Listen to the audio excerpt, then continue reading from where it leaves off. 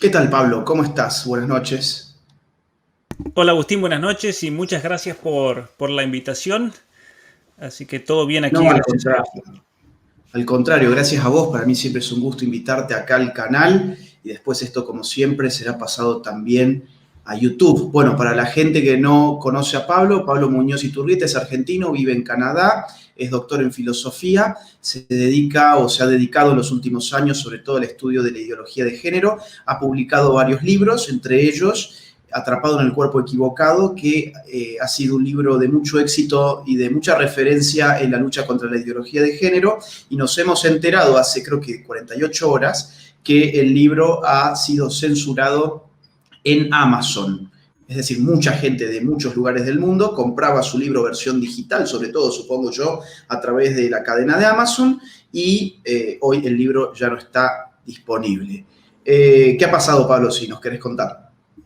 Bueno, es interesante que obviamente que toda esta censura vino principalmente por el libro, porque cuando me contacto con Amazon, una de las cosas que me sorprendieron para tener en cuenta es que debido a que mi libro, lamentablemente por cuestiones de editorial, vos conocés bien el tema de que nos cierran puertas en muchas editoriales, en muchas librerías.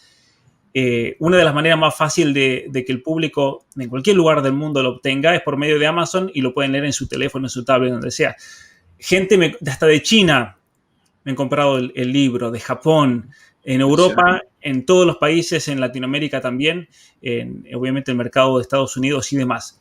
Ahora bien, ¿cuál es el problema, yo creo, esencial con esto? Porque yo cuando me comunico con Amazon, resulta que un seguidor lo quiso comprar y por eso me enteré que mi libro no estaba disponible. El link al libro aparecía como que esa página ya no existía más. Entonces me comunico con Amazon, que quise entrar a mi cuenta dentro de Kindle de Amazon, y salía que ese usuario no existía. Lo primero que pensé que me habían hackeado o algo así, y me habían cambiado la contraseña.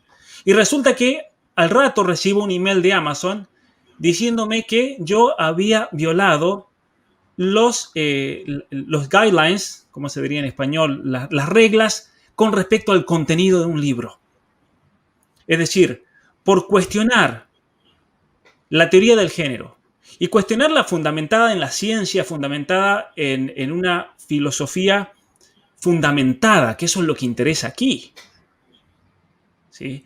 Ujú. Me respondieron que no solamente me censuraron este libro, aquí lo pueden ver en la tapa, Atrapado en el Ujú. cuerpo equivocado, sino que me respondieron que me censuran todos mis libros, es decir, el otro libro que tenía en inglés, el libro nuevo, que ya lo iba a largar a la preventa y que iba a estar disponible en Amazon, también me lo censuraron. Incluso no puedo abrir de por vida una cuenta bajo mi nombre. Esa fue la respuesta que me di. El email de Amazon lo publiqué, está en mi página web, pablomunozitorreta.com. Y otra cosa peor, mirá Agustín, esta gente, es que las regalías, o los royalties, como se dice en inglés, por todos los libros que he vendido en las últimas semanas, Ujú. no me las van a dar. Se Se la las quedan. quedan O ellos. sea, me roban, encima me roban. Ya de entrada te La- roba Amazon igual. Porque Ni, Amazon se si- queda con el 70% de las ventas del libro. De entrada ya te roban. Pero ni siquiera me van a dar ese 30% que me corresponde de todos los libros que se han vendido en lo que va del año. Porque recién a fin de mes me entregan siempre. a ver, o sea, digamos, vos como autor ya no es ni siquiera un libro. Como Todos autor, tus libros anteriores y posteriores, o sea, del pasado y del futuro, son libros que no van a poder ser publicados en Amazon simplemente porque el autor de esos libros se llama Pablo Muñoz Iturrieta. y Esa- eso es lo curioso, a ¿no? ver, ¿y cuál fue la norma específica? ¿Cuál fue digamos, artículo, la norma específica que violentó Atrapado en el cuerpo equivocado? Según ellos, fue haber ido contra el policy o las reglas de contenido, pero no me dicen qué tampoco. Claro, es que siempre hacen lo mismo. A mí, digamos, cuando me han censurado, afortunadamente en Amazon no, por ahora, ya llegará el día, obviamente, pero cuando me han censurado tanto en Twitter como en Instagram, como en Facebook, como en YouTube, siempre la explicación es violentaste las normas comunitarias. Ahora, ¿cuál? Claro. No sé. O, digamos, como máximo, en algún momento se me dijo, contiene discurso de odio. Por ejemplo, un video. Entonces uno dice, bueno, ¿en qué momento del video? ¿Cuál es el discurso de odio? Claro. ¿Cuál es el minuto exacto? ¿Cuál es la frase que configura un discurso de odio? Jamás te lo dicen. En verdad es un problema ideológico. Los regímenes totalitarios tienen siempre normativas totalmente, digamos, flexibles, completamente poco específicas, digamos, para poder acomodar para las necesidades. Por ejemplo, en Cuba había un delito que se llamaba el delito contrarrevolucionario. ¿Qué es el delito contrarrevolucionario? Bueno, básicamente, por ejemplo, hablar mal de Fidel Castro, hablar mal en su momento del Che Guevara, hablar mal de los comandantes de la revolución. Cualquier cosa puede encuadrar como delito contrarrevolucionario. Cuando la norma es tan inefable, tan indefinida, el régimen de poder puede hacer caber en esa norma lo que lo estorbe. En este caso, evidentemente, tu libro estorbaba y por eso ha sido sacado, y no solamente el libro, sino vos. Ahora, esto yo me estoy enterando ahora en vivo, lo aclaro, porque yo te había entendido que había sido el libro que había sido censurado y yo pensé que tu nuevo libro también lo ibas a sacar por Amazon y que, bueno, ibas a intentar que saliera por Amazon. Así es. Sí, sí, y es increíble porque yo en su momento cuando hice la publicación en Facebook, en Instagram y te mandé un mensaje, era con la imagen del libro porque es lo que todos conocen y era el libro que se estaba vendiendo muchísimo, se estaba comercializando y demás. Obviamente, a ver si vamos a hacer una lectura al respecto. Obviamente que hoy en día la ideología identitaria de género es la ideología reinante. Y yo creo que están poniendo también todas estas grandes compañías tecnológicas al servicio de esa ideología que debe reinar en este momento. Especialmente con respecto a esa característica central del progresismo actual. Hoy en día no se puede cuestionar la identidad de alguien. De hecho, aquí en Canadá cuestionar la identidad de alguien, por más que esa identidad sea una construcción absoluta, psicológica, social o la manifestación de una patología, eso no se puede, porque es ir contra lo que sería la esencia constitutiva de esa persona. Por más que eso sea un invento, que sea un sentimiento, lo que sea.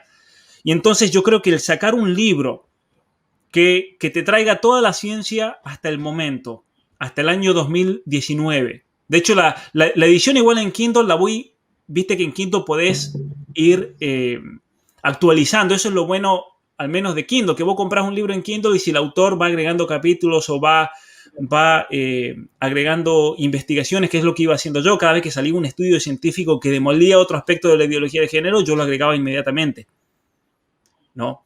Bueno, ese es un punto que me gustaría que puedas remarcar. Digo, ¿cuántos estudios científicos consultaste vos para escribir ese libro? Y que la gente que por ahí no lo leyó o no lo conoce, que sepa que no es un libro de opinología, no es un libro de doxa, digamos, sino que es un libro repleto de referencias científicas, académicas, y es un libro con un rigor y con una seriedad incuestionable. Razón Claro. por la cual alarma más todavía esta censura, porque si uno dice, bueno, censuraron, no sé, un libro de un tirabombas, está mal, obviamente, los libros no se censuran jamás, pero uno dice, bueno, qué sé yo.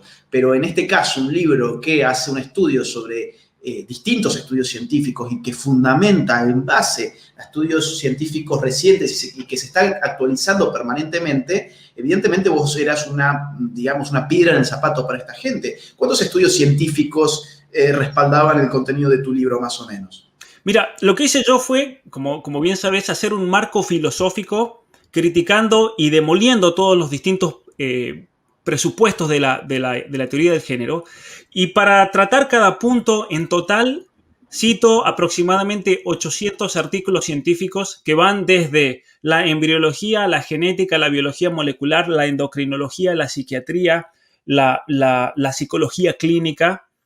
Entonces, cada punto y cada frase que yo dije en ese libro la tenía que recontrafundamentar, porque yo sabía que me iban a atacar por todos lados, ¿no? Y si yo algo no lo podía fundamentar o si un artículo científico no me parecía lo suficientemente serio, no lo incluía porque no me podía jugar en una cuestión tan pequeña, ¿no? Entonces, porque tampoco es tan fácil a veces, y eso lo sabes bien, ¿no? Ponerse a hablar sobre temas que están tan debatidos y en los cuales hay tanta confusión por un lado, y por otro lado tenés instituciones académicas que están totalmente politizadas y que científicamente no tienen ningún valor. No. Entonces, es difícil a veces levantarse. Muchos me dicen, pero ¿por qué hay muchos académicos que no se levantan y hablan contra la ideología de género, el feminismo y demás? Porque tienen miedo. Tienen miedo de que les bajen. Y fíjense además quiénes están financiando la academia. Fíjense quiénes están financiando la academia. Es decir, a ver, si nos vamos exactamente un año atrás, la noticia del día, exactamente un año atrás, si mal no recuerdo, fue el 26 de enero del año 2020, la noticia del día en Infobae era que George Soros había donado $1.000 millones para universidades. Claro que el título era para combatir al autoritarismo, ¿no? Esos títulos les encantan, ¿viste? Evidentemente, a ver, hay que seguir también la ruta del dinero. Quien pone dinero, ¿cuántas becas está dando, por ejemplo, la Fundación Ford? ¿Cuántos becados en doctorandos? ¿Cuántos doctorandos está becando la Fundación Rockefeller? ¿Cuántos doctorandos a Open Society Foundation? Entonces, ¿por qué la academia está tan silenciada? Y bueno, entre otras cosas, porque está financiada por poderes globalistas, básicamente. Claro. Mira, con el tema de Soros es interesante. ¿Qué pasa cuando... Sí. Sí, el tema de Soros, eso que comentabas ahí, es interesante porque en Estados Unidos y Canadá fue específicamente para abrir facultades para el estudio del género y la mujer. O sea, totalmente en contra, opuesto a lo que yo hice con mi trabajo. Y eso es un hecho, Agustín.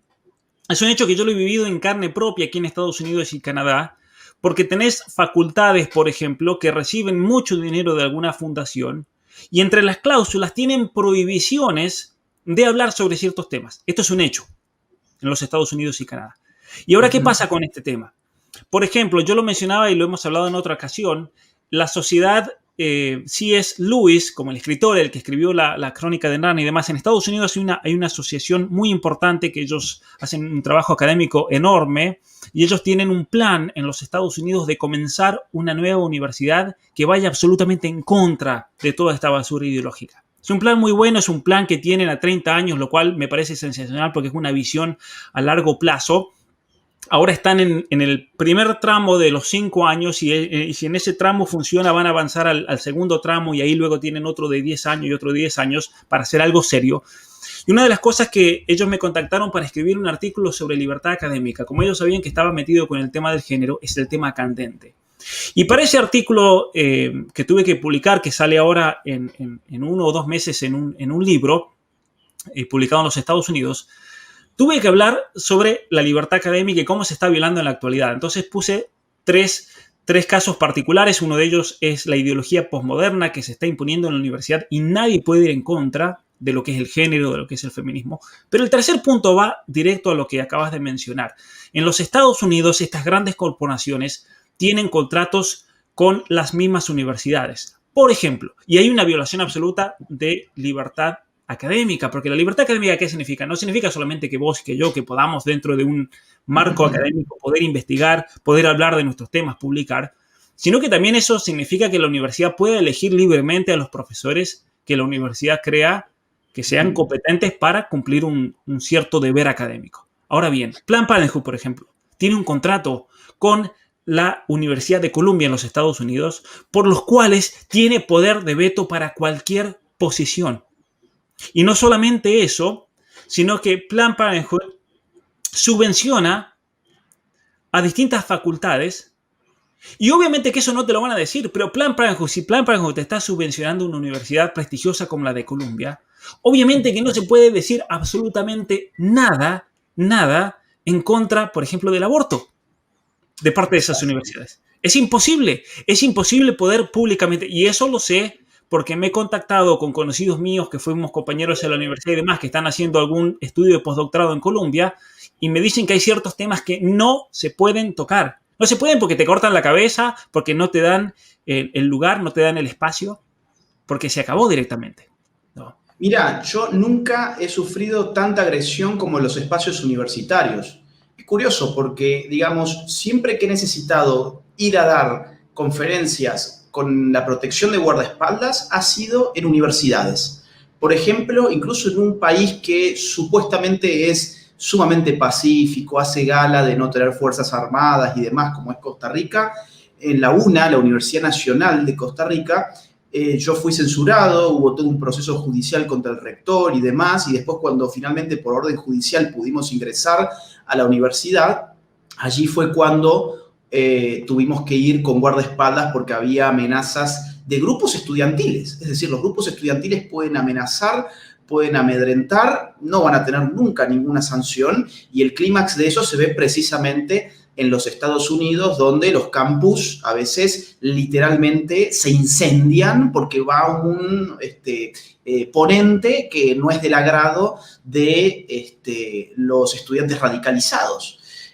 Hace poco pasó en Oxford, no me acuerdo el nombre de este experto en derecho natural, un filósofo, bueno, se me fue el nombre, pero un filósofo de los contemporáneos de las máximas referencias del derecho natural, como no era del agrado de la progresía en Oxford, hicieron un escándalo. Lo mismo pasó en universidades de Estados Unidos. A mí me pasó también, por ejemplo, recuerdo un debate que tuve en la PUC, que es la pontificia, se supone que católica, del Perú, donde también tuvimos que ir con guardaespaldas, y por supuesto en la San Marcos de Perú, ahí directamente la amenaza era que iban a incendiar el auditorio, y recuerdo que entramos, no sé, con al menos 8 guardaespaldas, están las fotos en mis redes sociales. Ya que tocas el tema de Colombia, mira, yo acá tengo unos datos para que la gente no se vaya a pensar que nosotros estamos hablando en el aire. Fíjate lo que es esta red interesante en Colombia, ¿no? Colombia recibe, por ejemplo, mucho dinero de la Fundación Ford. Cuando uno entra en la base de datos de la Fundación Ford e ingresa Universidad de Columbia en inglés, le va a aparecer que nada, en los últimos años nada más ha recibido alrededor de 28 millones de dólares para redondear, ¿sí? Pero mira, y eso dividirlo en 92 recipientes. Exactamente. O sea, imagínate el dinero que reciben, ¿no? Imagínate que vos como profesor de la Universidad de Colombia recibís al menos 100.000, 200.000 dólares por un proyecto. Sí, sí, es muchísimo dinero, bro, es muchísimo. Ahora, fíjate qué interesante, porque uno piensa, bueno, esto es algo que pasa en Estados Unidos. Ahora bien, la Universidad de Columbia tiene este proyecto que se llama Transnacionales de la Fe, entre otros muchísimos proyectos. Pero este lo traigo a colación porque tiene que ver con Hispanoamérica. Fíjate acá, la Universidad de Columbia financia este proyecto que se llama Transnacionales de la Fe, que a su vez financia a periodistas de 16 medios latinoamericanos para enfrentar al pueblo cristiano en lo que es la cruzada contra la ideología de género y para reafirmar el reconocimiento de los derechos de la población LGBT, bla, bla, bla, bla, bla. Todo lo que Mirá estamos viendo ahí en pantalla. Mirá el lenguaje que usa, mirá el lenguaje, la agenda fundamentalista de los evangélicos. Es que pasa que se han muerto de miedo cuando Bolsonaro ganó en Brasil. Entonces, a partir de ahí, financian desde Colombia, a su vez con dinero de la Fundación Ford, Transnacionales de la Fe, para evitar este crecimiento político y este despertar del pueblo cristiano en Hispanoamérica y fundamentalmente del pueblo evangélico, como acá dice. Pero vos fíjate lo que son los medios, digo, no son medios chiquitos los que están recibiendo dinero de la Universidad de Columbia en Hispanoamérica, o mejor dicho, en Iberoamérica. Tenemos, a ver, por ejemplo, la Agencia Pública en Brasil, tenemos El Tiempo en Colombia, El Faro en El Salvador, Univisión en Estados Unidos, que es el medio, uno de los medios más importantes para el público hispano, que ha hecho una cruzada a favor de Joe Biden y de Kamala Harris, de público conocimiento, Plaza Pública en Guatemala, Contracorriente en Honduras, El País en Uruguay, La República en Perú, etcétera, etcétera. Hay muchos medios periodísticos. Bueno, nada, quería simplemente poner en pantalla un poco de datos para que la gente no... Claro, cuando uno habla de estas cosas, la gente se piensa que uno lo habla sin datos. Y lo hablamos porque lo escuchamos por ahí. Entonces, como uno escuchó que las universidades son financiadas por estas redes globalistas, entonces esto es toda conspiración. No, esto es toda información pública. Claro. Ahora, también habría que preguntarse cuál es la información que no está publicada. Nosotros podemos acceder a lo que es público. Ahora, lo más grueso ni siquiera está publicado y por eso, lamentablemente, no podemos todavía conocerlo. Es interesante analizar también en el estudio de la agenda progresista y en todos estos agentes, ¿no? Como mencionas ahí, estas fundaciones y demás, ¿cómo operan realmente? Porque una de las cuestiones que yo me vengo preguntando hace mucho tiempo es cómo es posible, y eso lo trato en el nuevo libro que va a salir dentro de poco, cómo es posible que ideas que estaban presentes, por ejemplo, en el pensamiento hegeliano, en el pensamiento marxista, en el pensamiento gramsciano, en el pensamiento de Rousseau, se hayan materializado hoy en día y estén presentes en la cultura popular. ¿Cómo es posible eso? Porque, mira, Agustín, hay un problema ahí, porque la gente no lee a Marx. Como Claro. hablábamos el otro día, las feministas no leen a Simone de Beauvoir, pero sin embargo tienen toda esa estructura mental ya presente y que se materialice y se manifiesta en algo concreto en el actuar de cada día. Y es interesante que hay un proceso de mediación Ujú. entre estos ideólogos y el pueblo o la gente común.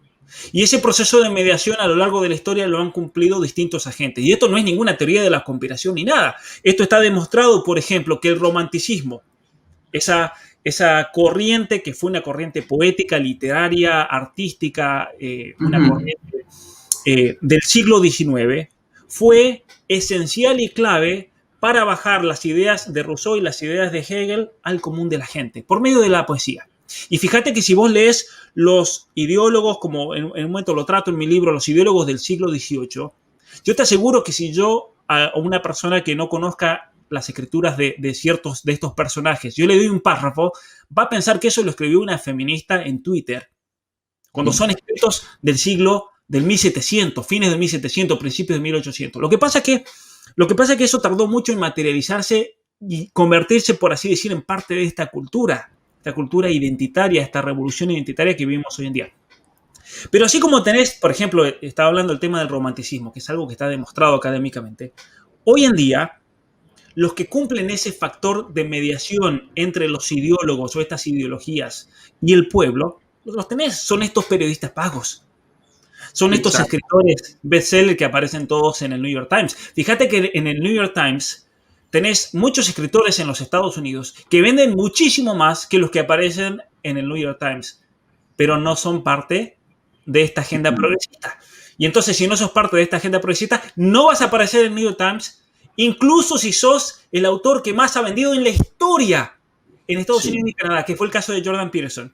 Jordan Peterson es el autor más vendido en la historia del mundo anglosajón.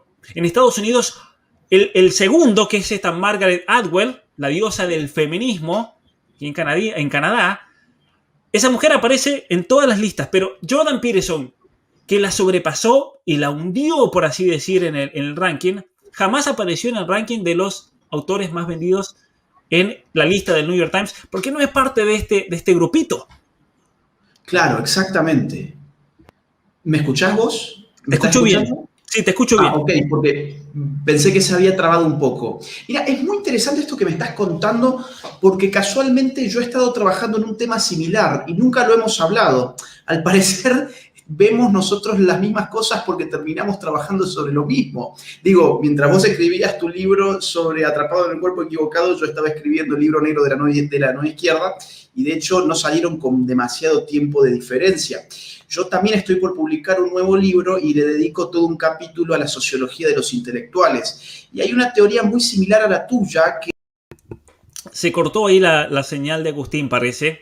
te comentaba que yo he estado trabajando, bueno, hace mucho tiempo, de hecho antes del libro negro yo empecé a escribir un libro que lo fui escribiendo muy de a poco porque después me tuve que dedicar al libro negro, después me tuve que dedicar a otras cosas como las giras, por ejemplo, que eso toma mucho tiempo. Entonces fue un libro muy escrito a los tropezones, sinceramente. Va a salir, ahora estoy completamente focalizado en eso, pero me da gracia en cierta forma que estamos viendo los mismos temas, porque yo en mi libro le dedico un capítulo a lo que podríamos llamar una sociología de los intelectuales y cómo el mecanismo de transmisión de ideas, claro, yo no hablo de la mediación, sino que hablo de la función intelectual, porque me baso mucho en Gramsci. Incluso te sumo un caso al tema de los románticos que vos estabas hablando recién, o del romanticismo. Por ejemplo, podría sumar el caso de los clérigos en la Edad Media, que eran los que iban por los pueblos distribuyendo una sabiduría que en verdad estaban mediando esa sabiduría, porque en general los clérigos no eran ellos mismos teólogos, sino que habían conocido la teología, habían estudiado la teología y después enseñaban la teología. O incluso más, la función de las catedrales. En la Edad Media, la función pictórica y artística, estética de las catedrales era enseñar a un pueblo que en muchos casos, en la mayoría de los casos incluso, no sabía leer. Entonces, todo ese arte tan hermoso, por otra parte, que tiene la Edad Media, es un arte pedagógico. Es una forma de mediar un contenido que es complejo, que mientras Santo Tomás estaba escribiendo su Suma Teológica como una introducción a las cuestiones filosóficas y teológicas, bueno, para el pueblo llano tenías un arte, digamos, muy bello en las catedrales. Hayek representa esto que vos también estás explicando, como una piedra que cae en el agua y vos viste las ondas expansivas. Bueno, cuando una idea tiene éxito, empieza a generar esas ondas expansivas, pero identificar el centro es a veces lo que cuesta. Claro. Y en general la gente ni se preocupa por saber dónde está el centro, ¿no? Así es, mira, es impresionante lo que decís. Podemos hablar, por ejemplo, de la cultura panfletera que se creó alrededor de Gutenberg. Gutenberg, cuando inventa la imprenta, surgió todo el tema de los panfletos, que era el modo de trasladar esas ideas. Por ejemplo, fue lo que usó Lutero en el norte de Alemania. Fue gracias a la cultura panfletera, si podríamos así decir. Pero ¿sabes una cosa? Ahora que estás diciendo esto, es interesante. Hegel mismo dice, no hubiera habido Lutero sin Gutenberg. Claro.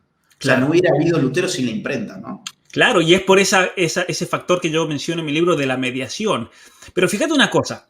Mira, si lo vamos a trasladar a nuestro campo, qué interesante es, para poder realmente influenciar en una cultura, el tener lo que es el arte, tener la literatura, tener a los artistas, la música, tener a las redes sociales, tener a una especie de Netflix de tu lado si realmente querés tener una influencia real y tangible sobre el pueblo común.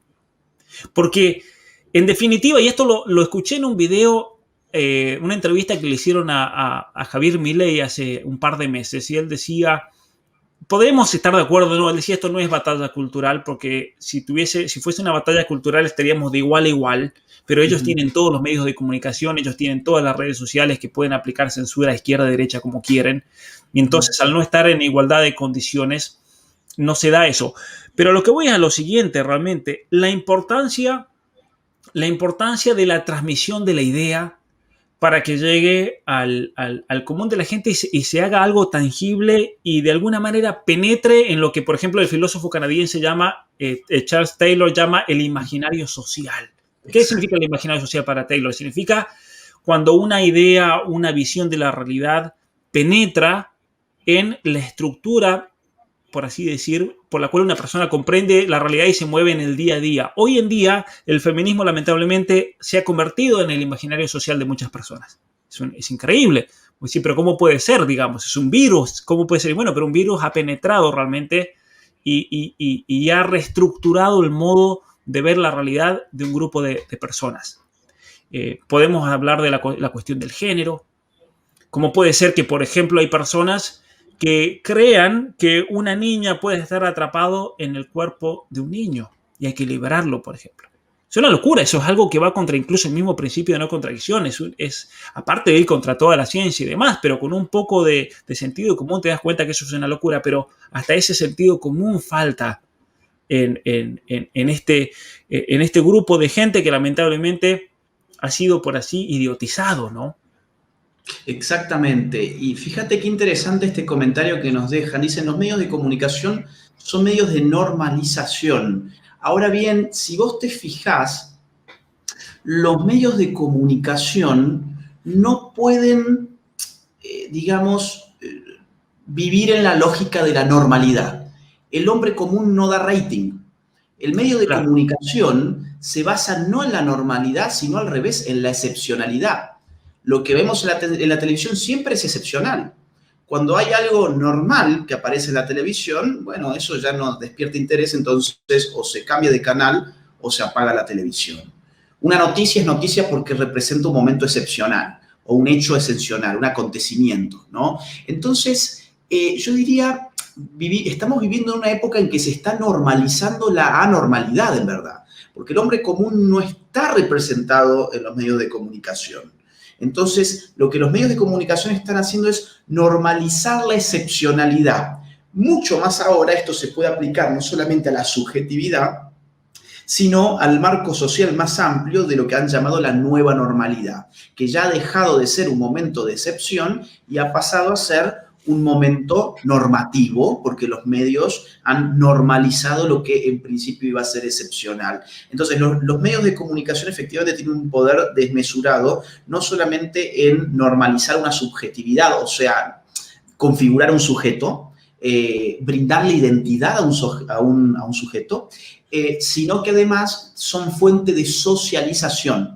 La sociología, vos lo sabés muy bien, sus teorías de la socialización han siempre contemplado distintas instituciones, por supuesto la familia como núcleo socializante. Para los que nos están viendo y no conocen mucho de esto, la socialización es el mecanismo por el cual aprendemos a vivir en sociedad.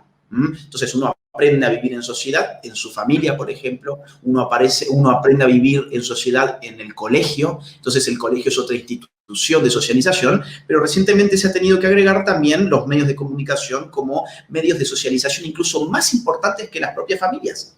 ¿Por qué motivo? Bueno, por la cantidad de horas que pasamos consumiendo medios de comunicación. En la década del 90, Giovanni Sartori escribió el famoso Homo Videns y él contabilizaba para Italia más de 5 horas promedio de visualización de la pantalla televisiva. Hoy quizás vemos menos televisión, pero hemos multiplicado las pantallas, por lo tanto nuestro vínculo con la pantalla es mucho más frecuente y la llevamos en el bolsillo. Por lo tanto, hoy yo te diría estamos totalmente configurados por los medios de comunicación, así que la tesis que vos estás poniendo de manifiesto me parece que es sumamente actual y sumamente importante para lo que viene. Así es, ciertamente. Y por eso también eso hace muy difícil el subsistir hoy en día, porque yo creo que las grandes compañías tecnológicas, que en definitiva, a ver, hay otro tema también, porque muchas veces, por ejemplo, nosotros hemos escuchado, vos lo has dicho muchas veces y muy bien, de que sin un aparato político, un aparato legal, un aparato tecnológico, estas ideologías no se impondrían hoy día en la sociedad. Ahora bien, una de las cosas que yo trato en mi libro es que no solamente hace falta ese aspecto que es muy real, sino que también tiene que haber un terreno fértil para que esta imposición caiga, pero que no caiga como si fuese una mano pesada. ¿Y a qué me refiero con esto?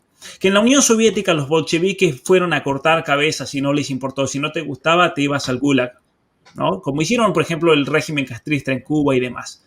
Pero hoy en día, gracias al trabajo de Gramsci, gracias al trabajo de lo que fue la Escuela de Frankfurt, ellos han ideado un nuevo sistema por el cual sea hoy el hombre moderno quien abrace voluntariamente y creyéndose libre esta nueva ideología identitaria, el progreso o la ideología que uno quiera poner ahí en ese lugar, o las distintas ideas que son parte de esta ideología progresista. Entonces, necesitas el sustrato y es este hombre que ha sido transformado, este ser humano, este Homo Videns, que no solamente es un Homo Videns, como bien decía Sartori, sino que también es un hombre profundamente psicológico. ¿Y a qué me refiero con eso? Que en el pasado, si vos te fijas el caso de la filosofía griega, Aristóteles, Platón, el hombre ideal era aquel que iba a la arena política y se la jugaba por la ciudad. Iba al ágora, debatía públicamente. Fíjate que los griegos, y esto a mucha gente le va a interesar la cuestión etimológica, los griegos distinguían entre el hombre público, el hombre político, que era el ideal del ser humano, y el hombre idiota. Porque sí, idiota en griego significa privado. Exactamente. Entonces, si vos vivías para vos mismo, centrado en vos mismo, en tu propio empoderamiento en términos contemporáneos feministas, eras un idiota. Y los romanos tomaron la palabra idiota privado como sinónimo entonces del tonto. Y por eso nosotros en español a una persona le decimos idiota, sin cabeza, que no piensa. Porque es una persona que vive ensimismada en sí misma. Por eso en realidad el hombre contemporáneo moderno que solamente ve su propio perfeccionamiento no fuera de sí en algo más allá o trascendente, sino en su propia constitución, lo que es la ideología de género, ¿no? Yo me autoconstituyo por mis sentimientos en la identidad que yo quiera, en el género que sea, LGBT, TTAQ, 2S, como es aquí en Canadá, por ejemplo. Sí. Acá en Canadá ya tenemos hasta los dos espíritus, tenemos el asexual, el agénero, ya tenemos una cantidad de identidades que ya esto no frena más. Entonces, eso es el hombre idiota. Y a eso quiero ir, Agustín, que si un Estado necesita del apoyo político, legal y demás para imponer la ideología de género, también se ha encontrado hoy en día con un ser humano, lamentablemente, no todos, obviamente, ni vos, ni yo, ni los que nos están escuchando, ni muchísima gente que le han puesto un freno a esta locura, pero sí hay un gran número de la población, lamentablemente, que son parte de este hombre idiota, que yo lo voy a mencionar así en mi libro, El hombre privado, que vive ensimismado. Y hay una frase que a mí me parece que es dicha por ellos mismos, que resume bien esto, es el empoderamiento femenino. Hoy en día, según esta ideología, la mujer no se realiza saliendo de sí misma, sacrificándose, dando su vida por los demás, como era, por ejemplo, en el cristianismo, el ideal del ser humano que se sacrificaba, el padre de familia que se sacrificaba por su familia, por sus esposas, por sus hijos, es la mujer que se empodera. Es algo profundamente psicológico. Y fíjate vos que también esta teoría que pongo en mi libro me la confirma el hecho de que estas personas, al ser ellos mismos seres psicológicos, son seres que ven a aquellos que se ponen en contra de uno, que le ponen un freno a esa locura, como seres patológicos. Y por eso te dicen homofóbico, transfóbico, gordofóbico. Exactamente. Fíjate que en ese imaginario social, hoy en día, patologiza a todo aquel que de alguna manera le pone freno a esta locura con un poco de ciencia, de sentido común, de racionalidad, de religión o lo que sea. Fíjate que en Facebook, cuando puse la imagen esa del libro que me lo habían censurado en Amazon, varios dijeron, y por transfóbico, ¿qué te esperabas? Claro, ¿No? claro. Mirá, quiero sumar dos cosas. A ver, yo estaba leyendo, dame un segundo, por acá atrás lo tengo. Parece que acá está. Sí, tengo libros desparramados por toda la mesa, pero yo estaba leyendo Byung-Chul Han, que es un... Agustín, disculpa, Sí. ahí hay varios que preguntan cómo se llama el libro. Si querés compartirlo, yo lo puse ahí, el libro que voy a sacar, ahí está la tapa. No sé si a ver, ¿dónde está? A ver. Ok. Si querés compartirlo, ahí está. Las mentiras que te cuentan, las verdades que te ocultan. Después podemos hablar por qué el título y demás, pero seguí nomás con lo que... Espectacular. Sí, mira, te sumo, está buenísima la tapa, no la había visto antes, les comento. Esto es veía primicia, algo ahí abajo, pero no sabía bien qué era. Bueno, y ya además vamos a comentar cómo se puede conseguir y todo. Simplemente quería agregar algo a esto que estás diciendo de El idiota, que precisamente hace unos días lo estaba leyendo, me parece que es este librito de Byung-Chul Han, no sé si lo conoces al autor, está bastante de moda, sí, es un coreano, que vive en Alemania. Coreano que vive en Alemania. Sí. Exacto, es un hegeliano además, y él cita a Deleuze, a ver, creo que se me fue, a ver, ¿me escuchás? Yo te veo, te escucho, sí. Ok, porque lo tengo medio trabado. Me da gracia porque, claro, Deleuze habla del idiota en su libro ¿Qué es la filosofía? Y lo reivindica el idiota. Entonces dice Deleuze, el idiota antiguo quería lo verdadero, pero el idiota moderno quiere convertir lo absurdo en la fuerza más poderosa del pensamiento, es decir, crear. Entonces, Deleuze reivindica al idiota porque el idiota moderno quiere crear la realidad, no simplemente quiere inteligirla, no simplemente quiere ser inteligente, digamos, respecto de la realidad. No mira la realidad como algo externo, sino que la realidad parte del propio idiota, porque está privatizado, porque no está abierto a un mundo común, está ensimismado. Entonces, por supuesto que este va a ser el gran modelo del posmodernismo, por ejemplo. El idiota es el gran modelo del posmodernismo. Y acá me llama la atención a mí que Byung-Chul Han es un autor un poco, digamos, ecléctico, porque él es católico, pero tiene muchas cosas progresistas y tiene algunas cosas conservadoras, pero lamentablemente acá reivindica al idiota. Claro, pues Byung-Chul Han es muy tecnofóbico. Entonces, él ve al idiota como aquel que está desprendido de la realidad ultramediatizada, o mejor dicho, hipercultural e hipermediática. Entonces, Byung-Chul Han ya dice acá, por ejemplo, a la vista de la coacción, a la comunicación y a la conformidad, el idiotismo representa una praxis de la libertad. El idiota es por esencia el desligado, el desconectado, el desinformado. En verdad, el idiota está completamente atomizado, ensimismado y no puede más que vivir consigo mismo. Por eso es un Claro. idiota. Pero fíjate vos, es impresionante lo que dice, eso es romanticismo puro, porque toda la Exacto. literatura poética del romanticismo del siglo XIX decía lo mismo, había que desprenderse, el vivir en la ciudad era el hombre corrompido, porque era toda una construcción social que te corrompía y tenías que liberarte, tenías que irte al campo y tenías que alejarte y en cierta manera, en términos modernos, desconectarte absolutamente de todo. O sea, lo que está diciendo aquí el autor, el coreano, es en definitiva el tópico más común en la literatura romántica del siglo XIX. O sea, tampoco es que el tipo está descubriendo algo nuevo, No, ¿no? no, Simplemente, no, no, no. pero es impresionante ver la conexión entonces. A mí me parece muy interesante eso, ¿no? Entre todo Sí, lo que es el pensamiento rusoniano, después hegeliano, después el pensamiento romanticismo, que es mediático, y esa exaltación del idiota. Fíjate que ya en Rousseau comienzan a haber textos muy claros en los cuales había que transgredir y liberarse de todo lo que era opresión o construcción social.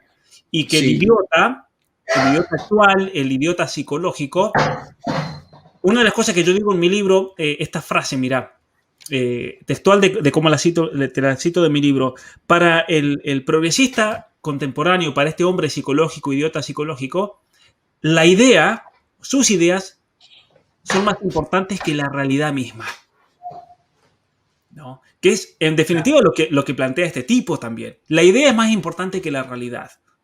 Y por lo tanto, mira, en un plan de educación de Costa Rica, porque en mi libro hablo mucho del tema de la educación y la cultura, específicamente en eso. Por eso yo creo que nuestros libros, Agustín, aunque no los hayamos comparado al momento ni nada, aquellos otros, los dos libros, el libro negro de la nueva izquierda y el mío, Atrapado en el cuerpo equivocado, se complementaron perfectamente. sí, Y totalmente. porque vos trataste otro aspecto que es clave, y yo me dediqué a la cuestión más psicológica, filosófica y científica. Y Que luego también con es este clave. libro, claro, con este libro yo me voy a concentrar, tengo que explicar toda esta arquitectura ideológica, todo este trasfondo que hay de fondo, pero me voy a dedicar a un tema específico que es el tema de la educación. Por eso el libro también se llama así, ¿no? Las mentiras que te cuentan por medio de todos los programas de formación y las verdades que te ocultan. Y, y es interesante cómo en esta ideología o revolución identitaria, eso es lo clave, el autoconstruirse a uno mismo de acuerdo a sus propios sentimientos, de acuerdo a su propia, podemos llamarle su propia patología psicológica, ¿no? Exacto. Y negar eso es el peor crimen que uno pueda cometer. Es el peor Negar crimen que eso uno pueda te, cometer. perdón, negar eso te convierte a vos mismo en enfermo. Es Claro, decir, invierte la carga de la acusación. Vos porque fijate, exacto, o nosotros sea, estamos fuera de la realidad ideológica, ¿no? el que tiene un problema sos vos, en verdad, por no aceptar la autopercepción ridícula de otra persona. Y digo ridícula en la medida en que está desligada, o mejor dicho, idiota, ¿no? Está desligada del otro. La autopercepción desligada de la realidad es una autopercepción idiota. Entonces, cuando vos no reconoces la autopercepción idiota de otra persona, el que tiene un problema sos vos, no es la otra Claro, persona. En clave de estas teorías y estas modas claro. actuales. Pero fíjate, ¿por qué es importante el tema del reconocimiento? Porque alguien preguntaba ahí. Y para esto hay que entender también la filosofía hegeliana. ¿Y por qué es eso? Porque para Hegel, uno se constituía en sí mismo y para sí mismo en esa difícil dialéctica hegeliana, lo voy a explicar de la manera más fácil posible. Uno se constituía a sí mismo dentro de una sociedad también con el reconocimiento ajeno, que es esencial en la dialéctica hegeliana. Entonces, por ejemplo, Hegel igual no creo que si él viese al progre contemporáneo le daría una patada en el trasero, ¿no? Porque Seguro. se fueron de la mano. Pero en definitiva, supongamos, te voy a poner este ejemplo, yo me autoconstruyo por medio de mis estudios y demás, me hago para mí y para mí mismo como un filósofo, por ejemplo. Pero yo para ser constituido como filósofo necesito el reconocimiento de otra persona que diga, sí, Pablo es filósofo, no es un versero que habla nomás y engaña. Entonces yo necesito de un Agustín Laje que tiene una maestría en filosofía para que él me diga, sí, te reconozco como filósofo y demás. Necesito de ese reconocimiento externo. En la poesía romántica está muy metido el elemento del reconocimiento del otro. como constituyente de mi propia identidad. Y es ahí porque yo también quería estudiar, a ver, ¿de dónde salió? Eso fue el punto de partida. ¿De dónde sacaron estos ideólogos de hoy que me tiene que reconocer el otro y si no me reconoce es un enfermo mental? ¿De dónde sale ese concepto? Porque eso no lo inventaron ellos, eso no han inventado absolutamente nada, no tienen cabeza para inventar algo. Y eso en definitiva tiene su base en Hegel, pero luego de Hegel hay toda una mediación que se convierte en parte de nuestra cultura, el tema del ser reconocido por otro como algo esencial para la constitución de la propia identidad. Entonces, nuevamente, yo me autoconstituyo en una identidad como lesbiana, como homosexual, como transexual. Como heterosexual no cuenta, eso es una imposición social, eso es interesante ese tema, ¿no? Sí. Pero necesito de todos los que están a mi alrededor, para yo autoconstituirme, necesito que ellos me reconozcan. Por eso el que no te reconozcan es un crimen. Y es una violación de tus derechos humanos. Ellos no buscan ampliar derechos humanos, usan de ese lenguaje. A ellos no les importa ampliar derechos, como dicen.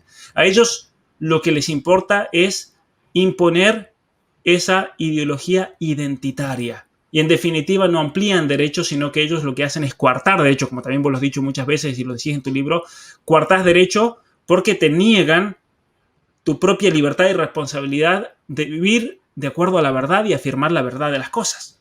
Acá, sin embargo, tenemos una crítica que es muy habitual, ¿no? Digamos, parte del libreto oficial, que es el ABC del sentido común actual, o mejor dicho, del pensamiento hegemónico actual, que es cada uno se percibe como quiere, vive tu vida y no la del resto. Esto supongo que, bueno, te lo están diciendo a vos y seguramente me lo están diciendo a mí. ¿Qué responderías a un mensaje como este? Bueno, habría que ver en qué en concreto y a qué se refieren en concreto, ¿no? Obviamente que cada uno no se puede percibir como quiere, porque la realidad es algo que debe ser aceptado. Y la realidad es algo que se impone y es muy fuerte. Y por más que los ideólogos de hoy nos quieran hacer creer que todo es construcción social, cuando el avión comienza a temblar, se acabó la construcción social. ¿Sabes cómo todos los ateos se vuelven religiosos, no? Sí. Cuando sufrís algo en la vida, cuando perdés un ser querido, cuando experimentás una catástrofe, se acabó la construcción social y el realismo se impone de la manera más crasa y más fuerte que te puedas imaginar. Entonces, la realidad existe. Lo que pasa es que de fondo, en estas ideologías, la realidad no existe. La realidad es algo que uno lo va construyendo, o en el caso de que existiese, esa realidad se manifiesta por medio de los impulsos naturales, que es lo que decía Rousseau. O sea, lo que está poniendo este comentario aquí es bien rousseauiano. Rousseau decía que el ser humano en un estado natural es bueno, sí, y esa bondad se manifiesta en los impulsos naturales, especialmente los impulsos sexuales, en la comida y demás. Pero después viene la sociedad con un molde, con reglas especialmente morales y demás, y te corrompe al ser humano. Pues hay que liberarse. Por eso de vuelta, los románticos, hay que irse, hay que desconectarse, lo que decía este coreano, hay que desconectarse de todo para ser ese hombre bueno, natural. Pero entonces... Curioso el modelo, digamos, hasta teológico, te diría, de la filosofía o de la antropología rusoniana, ¿no? Es un hombre bueno por naturaleza que comete un pecado original, que es la emergencia de la propiedad privada, y entonces cae, ¿no? Y eso arruina todo. ¿Perdón? Y eso arruina todo, la propiedad privada. Y eso arruina todo. La propiedad privada es la que genera el mal, claro, en el espíritu del hombre y en la sociedad, ¿no? Pero Agustín, ¿qué es lo que hace en el pensamiento rousseauiano? ¿Qué es lo que hace que el hombre tenga propiedad privada? Y esto es la clave también para que la gente lo entienda. Es la familia. Como el hombre forma familia, necesita de propiedad privada para poder mantenerse. Por eso Marx también lo decía. Si vamos a destruir la propiedad privada en la sociedad utópica comunista, primero hay que destruir la familia porque es la fuente de propiedad privada. Porque yo tengo una esposa, tengo hijos, es que necesito una casa. ¿Qué vas a hacer? Te vas a casar y la vas a llevar a vivir abajo de un árbol. No te dura ni 2 horas la esposa, ¿no? Sí, exactamente. Y además, la propiedad privada es fuente de libertad. En la medida, claro, en que si yo no tengo mi propia casa, entonces, por ejemplo, yo estoy viviendo, no sé, en la casa que me da el Estado quizás, y quizás por vivir en la casa que me da el Estado, yo después, mis derechos políticos, ¿dónde quedaron? Claro. O mis derechos de libertad de expresión. Supongamos que el Estado y el gobierno a mí me dan una casa. Claro. Y yo mañana quiero salir a hablar en contra del gobierno. Tengo libertad yo para hablar en contra del gobierno si es el gobierno el que me da a mí mi casa, por ejemplo, o mi trabajo, ¿no? Claro. Entonces, la propiedad privada, además, es fundamento de la libertad. Esto es uno de los fundamentos, aparte del liberalismo clásico, bueno, que tiene cosas que yo comparto. Y yo quisiera sumar además otra cosa más sobre este comentario. Sí, no lo saqué todavía porque hay mucho para decir. Sí, dale. Sí. Por eso lo he dejado, porque creo que, lamentablemente, digo, esto debe ser un chico adolescente, supongo yo, porque esto es lo que en la escuela les enseñan a los chicos desde muy chicos, es cada uno se percibe como quiere y el resto vive su vida y no dice absolutamente nada de las percepciones ajenas. Bueno, esta es la ideología de moda, ¿no? Entonces yo entiendo, no es culpa suya, es un sistema. Él obviamente ha sido preso de un sistema que le ha reventado las neuronas seguramente. Pero el problema no es el querer, no es el querer, o sea, sí, es un problema personal que una persona quiera percibirse como lo que no es. Eso es un problema personal que tiene incluso raíces psicológicas. Vos eso lo sabes mucho mejor que yo. Ahora bien, el problema es que la verdad o la falsedad de esa percepción no depende de su querer, sino de una realidad objetiva. Yo, por ejemplo, objetivamente soy un hombre, no soy una mujer, por más que me perciba como mujer. Entonces, o por ejemplo, yo objetivamente tengo 32 años, no tengo 7 años. Yo objetivamente, no sé, mido 1,70. No mido, lamentablemente, 1,85, qué sé yo. Entonces, hay realidades objetivas que no varían en función de nuestra autopercepción. El gran problema es que cuando te dicen que la autopercepción determina tu realidad, es el momento en el que te están convirtiendo en un sujeto sumamente débil, porque te vas a reventar contra la pared en algún momento de tu vida, cuando te des cuenta que allí afuera de tu cabeza, hay una realidad objetiva, que no sos el ombligo del mundo, que hay otras personas y que hay factores que son incontrolables y que hay una naturaleza que tiene sus fines, que tiene sus orígenes, que tienen sus modos de proceder, que tienen sus leyes intrínsecas, que están mucho más allá de tu voluntad. Entonces, lo que es que no llegan a ver que en verdad están sujetos a una manipulación que les va a terminar reventando la autoestima en muy poquito tiempo nada más. Y respecto de vive tu vida y no la del resto, indicar que la percepción ajena es falsa no significa prohibirle la percepción a la otra persona. Vamos a suponer que Carlos se percibe Carla y yo digo, en verdad la percepción de Carlos es errada porque él no es una mujer. Yo no me estoy metiendo contra su vida. Yo simplemente estoy afirmando una verdad objetiva, la cual yo tengo derecho a afirmar. Yo, a ver, como dice Ben Shapiro, ¿no? A la realidad no les importan tus sentimientos, o mejor dicho, ¿cómo era? Mis derechos no se terminan donde empiezan tus sentimientos, o algo más o menos por el estilo. Claro. O sea que me sale en inglés más que en español. Y entonces, ese es el punto. No es una cuestión de vive tu vida. Sí, yo vivo mi vida. Ahora, en mi vida, la verdad es importante. No sé si en tu vida la verdad es importante. Le digo al chico que ha escrito esto. Si es importante la verdad en tu vida, entonces sí tendrías que estar interesado en la realidad objetiva de las cosas, en cómo se relaciona tu mente con la realidad y en cómo se organiza socialmente las percepciones de los distintos individuos. La bondad, por ejemplo, también tiene lugar en mi vida. Si tiene lugar en tu vida, entonces habría que determinar qué es lo bueno y qué es lo malo, y no simplemente decir, oh, bueno, cada uno percibe lo bueno o lo malo como se le da la gana, porque ese es el paso siguiente. El paso número 1 es el ser está indeterminado y por lo tanto se puede autodeterminar. Y el paso siguiente es, bueno, como el ser está indeterminado, entonces el bien y el mal también son cosas totalmente relativas. Y así van reventando absolutamente cualquier, digamos, sólido y terminamos viviendo una vida líquida, como claro. Diría Bauman, por ejemplo, ¿no? Bueno, es interesante, dejando de lado la cuestión moral. Sí. Que puede ser discutible o la pueden tildar como de religiosa. Dejémosla de lado, pero desde el punto de vista psicológico y psiquiátrico, la persona que vive su vida y hace lo que quiere y no tiene ningún tipo de restricción, es la persona que más muestra problemas patológicos.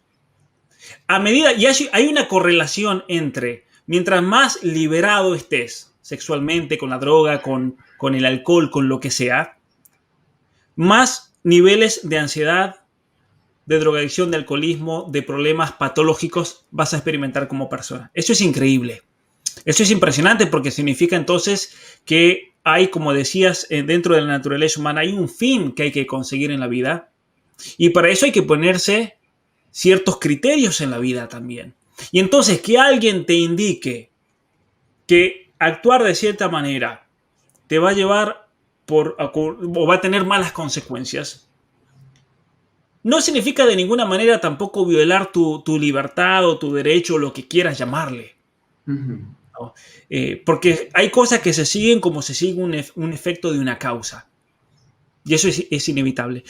Y es interesante también, fíjate cómo se ha normalizado el pensamiento de Freud hoy en día. Freud decía, erróneamente a mí me parece, no sé qué te parece a vos, pero él decía que una cultura se define por lo que prohíbe.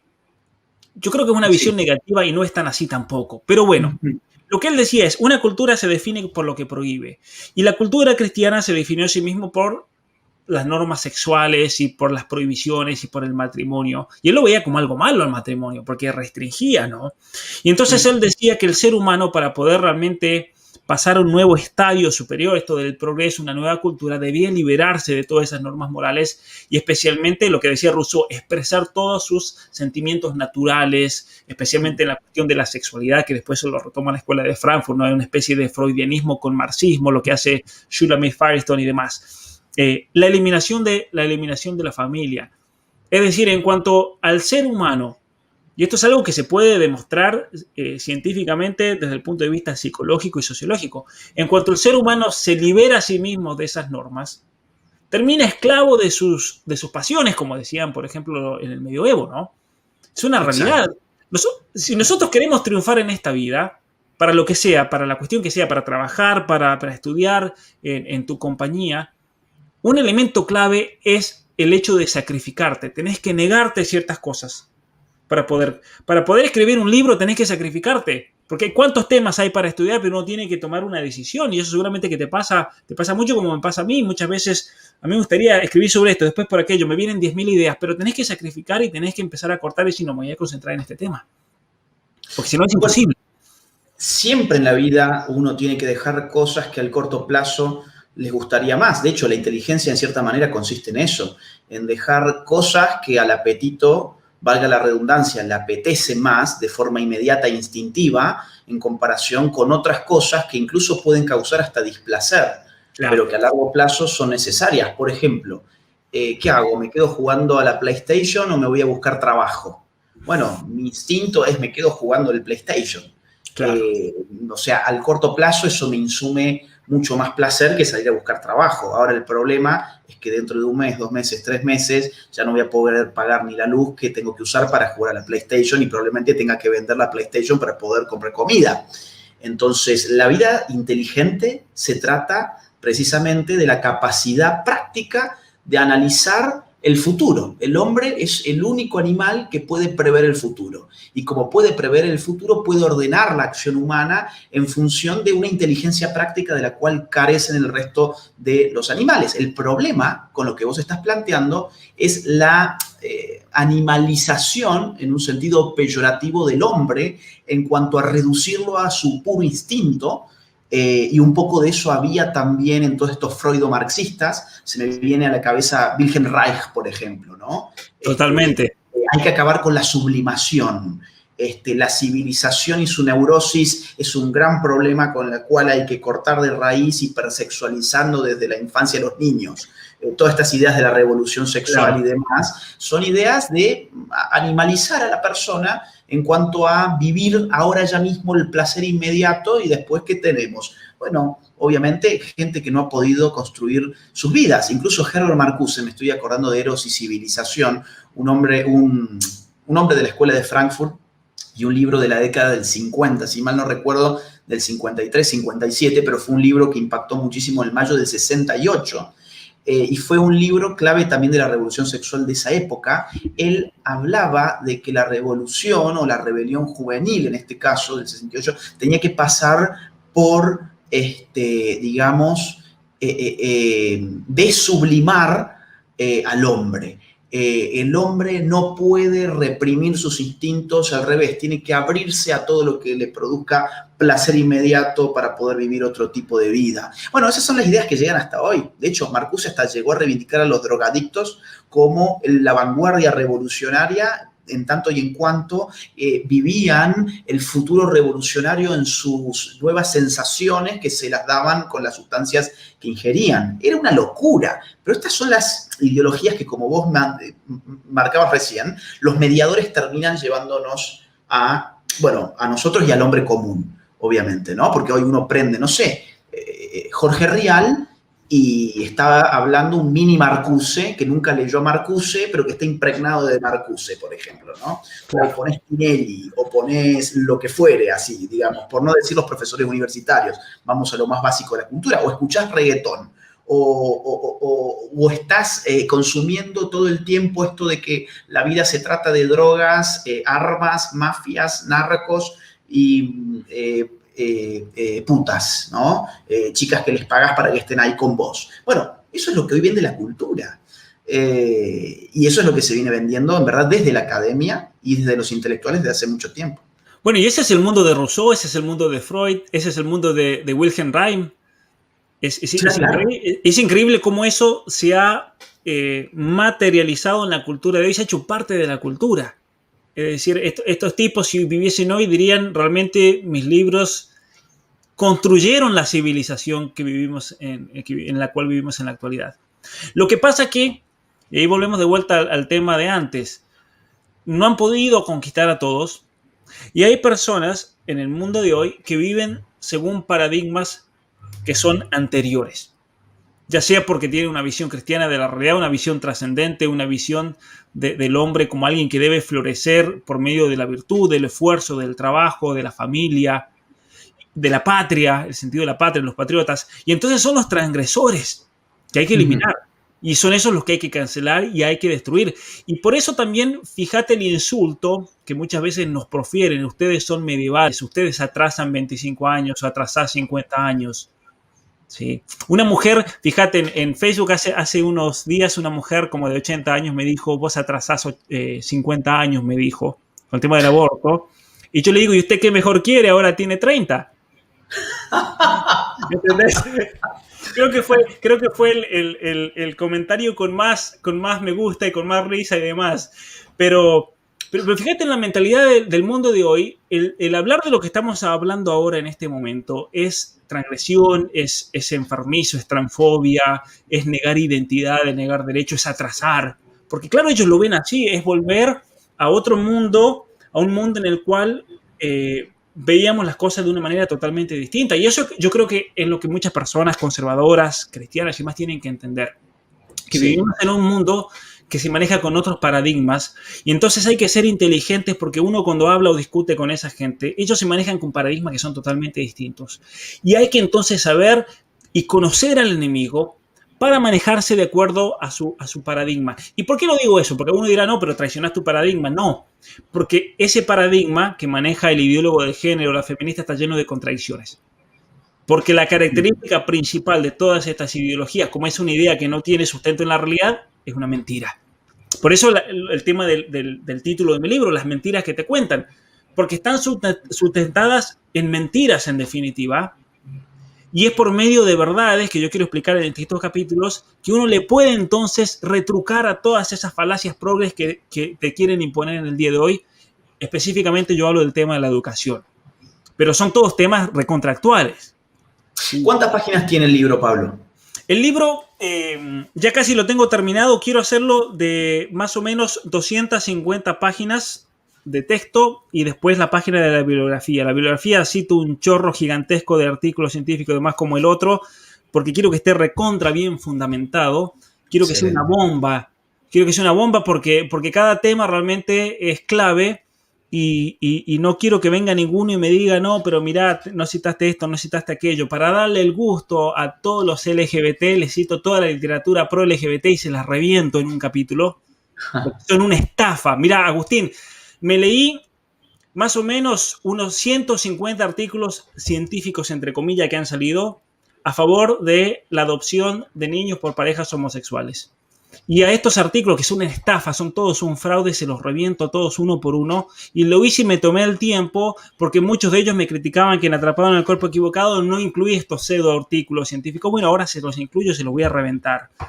Eh, eh, pero tiene 250 páginas y tengo más o menos mucha bibliografía nueva y como es otro tema también, ¿no?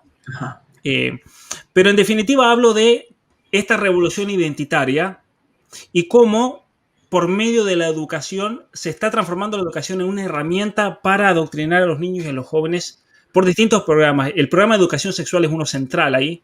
Bien, hay un capítulo sobre la educación sexual. No, en realidad es todo. En realidad hablo sobre la cuestión identitaria, toda esta arquitectura, cómo llegamos a esta revolución identitaria y luego trato 10 capítulos. En cada capítulo es un tema de la educación sexual integral.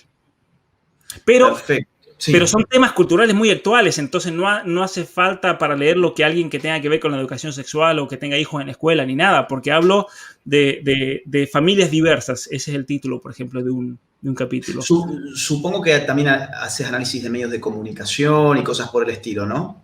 Totalmente, sí, especialmente toda esta teoría, lo que yo te decía de la mediación, cómo hacen para transmitir... Bien. En cada uno de estos temas, entonces el tema del aborto, el tema de identidad de género, orientación sexual, el tema de familias diversas, el tema de la pornografía, que también la trato. Fíjate qué interesante, Agustín.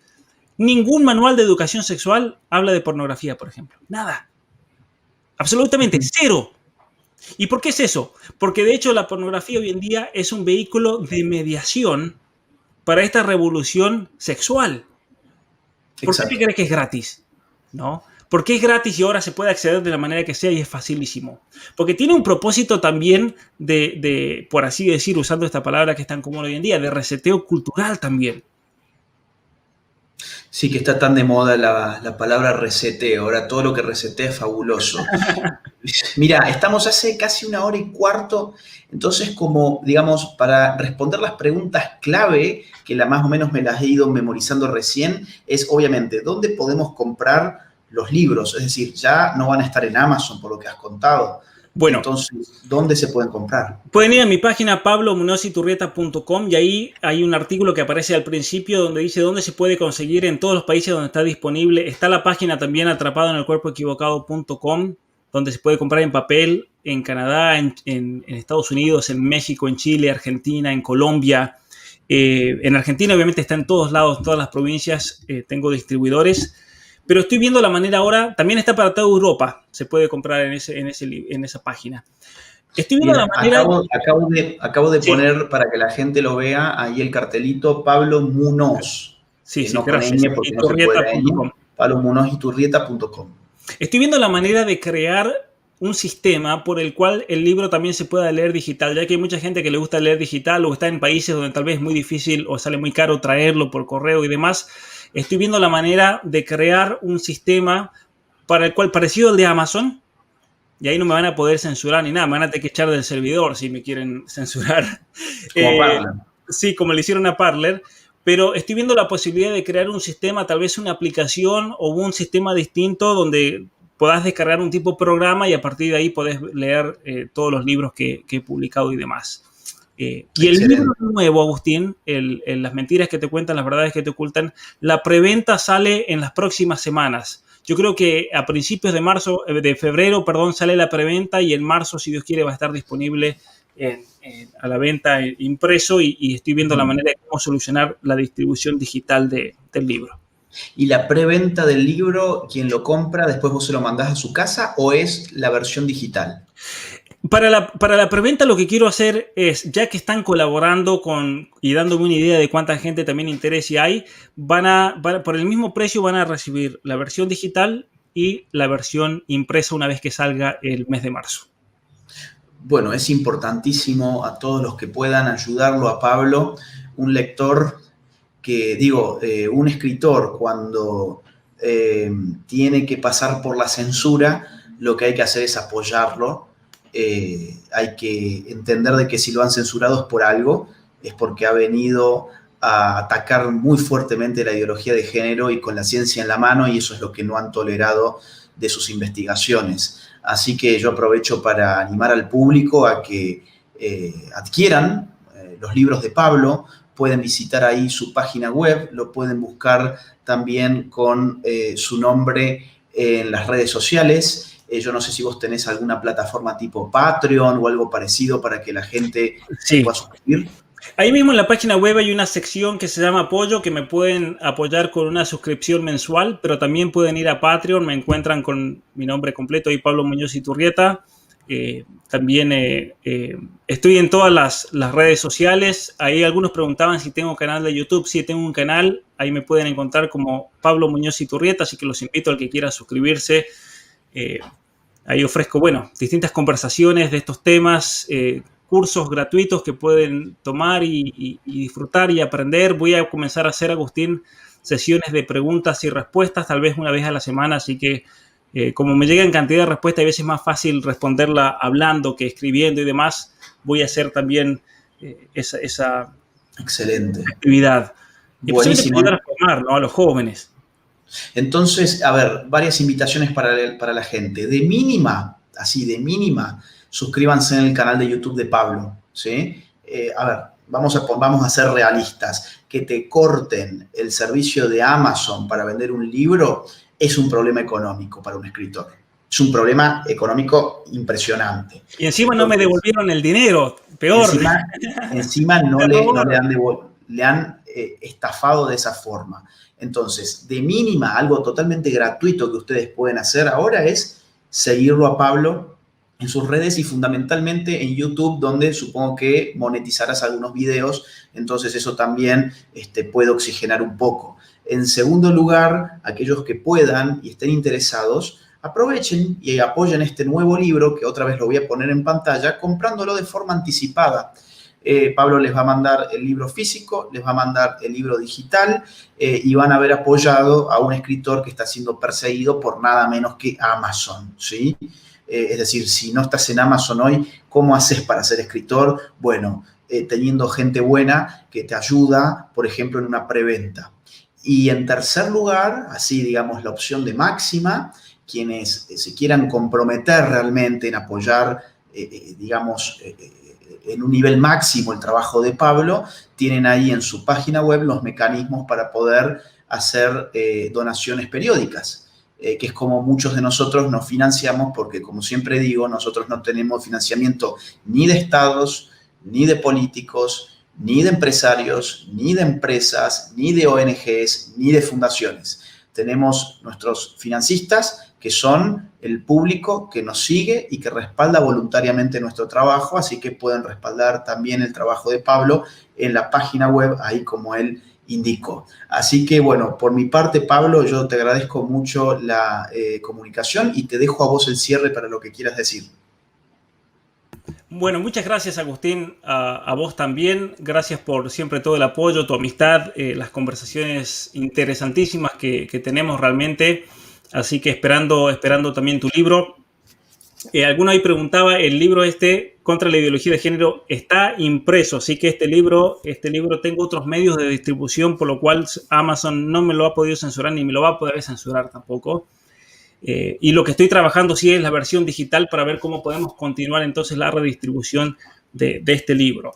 Gracias a todos, gracias a los que han estado presentes y especialmente hacerles saber a todos ustedes que nosotros necesitamos del apoyo de cada uno de ustedes, y si no tienen la posibilidad de apoyarnos económicamente, como decías, no importa, compartiendo un video, compartiendo la información, enviándole este video a un amigo capaz que está confundido, que no sabe o no entiende un problema.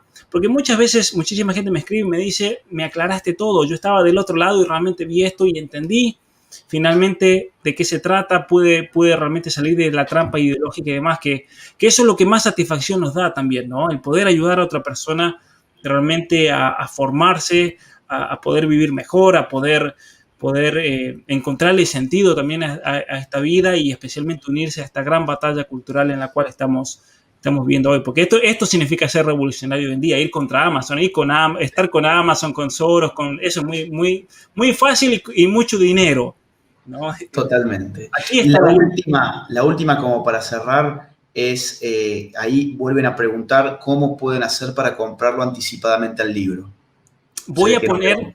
sí, Sí. en estos días en mi página web, si ustedes se suscriben a mi página web, a mis redes sociales, voy a poner la información y si vos querés, Agustín, yo te mando después por Twitter para que pongas también el link para que puedan hacer el pedido por anticipado del libro.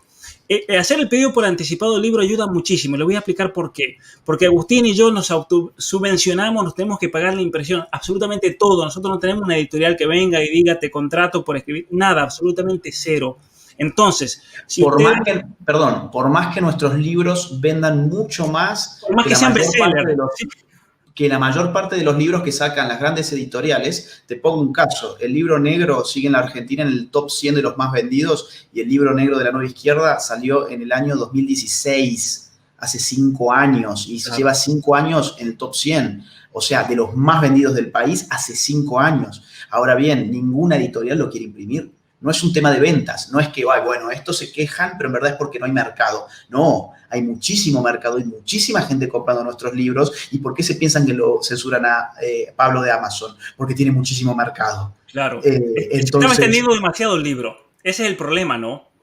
exacto, exacto. Entonces, no es que no tenemos editoriales porque no tenemos clientela, digamos, o mejor dicho, lectores, sino que no tenemos editoriales porque a las editoriales no les conviene editar libros políticamente incorrectos, porque después tienen problemas con otros autores, con los medios de comunicación, con financistas, con librerías, etcétera, etcétera, etcétera, ¿no? Entonces, esa es la verdad. Así es. Y ustedes mientras más ayuden, no es que nosotros después, mirá, nos volvimos ricos. No, al contrario. Mientras más libros ustedes compren, yo puedo imprimir más libros. En definitiva, uno lo que termina ganando es mínimo. Pero lo bueno de esto es que uno puede comenzar a imprimir y puede llegar a más personas. Y eso es lo importante. Ustedes cuando compran un libro no solamente me ayudan a mí, sino que ayudan a las 2, 3, 4 personas que, gracias a que ustedes compraron un libro, se pudieron imprimir 4 o 5 más y se les da a esas otras personas. Totalmente. Y así nos ayudamos entre todos, en definitiva, ¿no? Y también eso hace que los costos se mantengan bajos, porque un libro así, con tanto estudio, con tantos años, con tantos estudios, un libro así, algunos colegas míos venden sus libros a 50, 60, 100 dólares. Yo lo quiero dejar siempre en menos de 20, a 15 dólares, 16, para que todos lo puedan comprar. Muchas veces hay personas que me dicen, Pablo, yo no puedo, yo solamente puedo tanto. Bueno, te lo regalo o te lo dejo a tal dinero. ¿Por qué? Porque hay gente que apoya y realmente valora el trabajo intelectual y la batalla cultural que estamos liderando entre tantos, ¿no? Con tantas dificultades y demás, pero bueno, gracias a ustedes y su apoyo es así como vamos a poder seguir librando esta batalla. Muchísimas gracias, Pablo, por todo lo que haces. Y bueno, hasta una próxima conversación. Un abrazo a todos los que han estado del otro lado. Y ya saben, es muy simple ayudarnos. Por ejemplo, pueden empezar por compartir este video que va a ser subido a YouTube a la brevedad. Así que un abrazo grande, Pablo, y un abrazo grande a todos. Gracias. Chao, chao. Chao, chao. Este video, al igual que todo mi trabajo, es posible gracias a las colaboraciones económicas, libres y voluntarias que estoy recibiendo a través del sistema de Patreon. Gracias a todos los donantes. Y si vos valorás mi trabajo, te invito a que puedas colaborar también conmigo en esta batalla cultural a través del sistema de Patreon. El link está en la descripción de este mismo video.